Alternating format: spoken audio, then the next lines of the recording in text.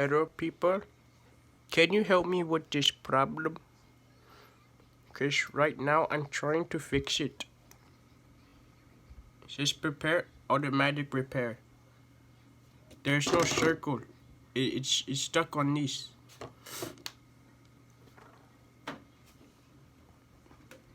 Like there's no circle. It's stuck. Just like this. I need help.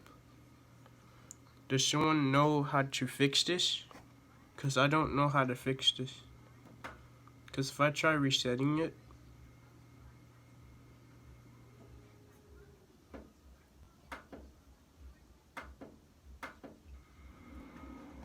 cause it's like big one right here. If I try resetting it, then it's gonna do this with no loading thing. It is stuck like this. And if I try to just prepare automatic, recovery, it's not gonna work. It's just gonna stay like that. So can someone please help me, please? I don't know what to do.